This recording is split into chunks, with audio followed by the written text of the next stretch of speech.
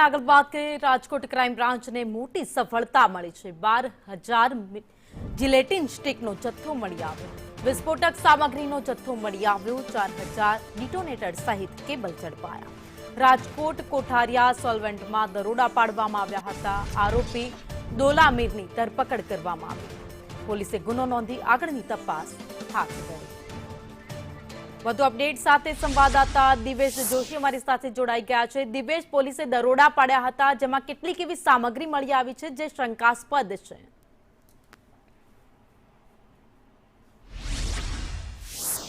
ચોક્કસ ભાવિની વાત કરવામાં આવે તો રાજકોટ ક્રાઇમ બ્રાન્ચ છે તેના દ્વારા જિલેટીનનો જથ્થો છે તે મોટા પ્રમાણમાં ઝડપી પાડવામાં આવ્યો છે। રાજકોટ ક્રાઇમ બ્રાન્ચને બાતમી મળી હતી કે કોઠારિયાનું જે સોલવન્ટ ગામ છે ત્યાં તેઓ વોચમાં ઊભા હતા અને તે દરમિયાન એક બોલેરો કાર છે તેને રોકવામાં આવી હતી। બોલેરો કારની ચકાસણી છે તે કરવામાં આવતા તેમાં 12,000 જેટલી જિલેટીન સ્ટિક છે તે મળી આવી હતી। 4,000 એક્સપ્લોઝિવ ડિટોનેટર છે તે મળી આવ્યો હતો અને 30 બ્લાસ્ટિંગ કેબલ છે તે ઝડપાયા હતા। સાથે સાથ જે કારનો જે ડ્રાઈવર હતો, બોલેરોનો ડ્રાઈવર હતો દોલાભાઈ મીર છે તેને ઝડપી પાડવામાં આવ્યો છે। આ જથ્થો છે તે હીરાભાઈ અલગોતર છે તેના દ્વારા જામવાડી છે કે જે સુરેન્દ્રનગર જિલ્લામાં આવેલું છે તેના દ્વારા આ જથ્થો છે તે મંગાવવામાં આવ્યો હતો।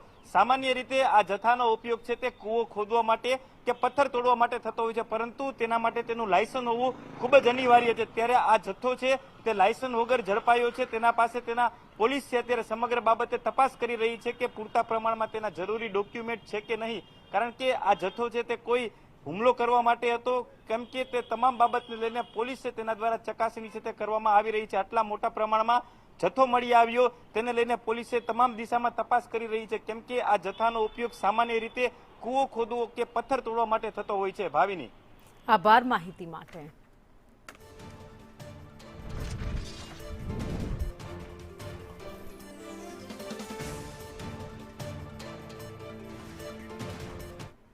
તો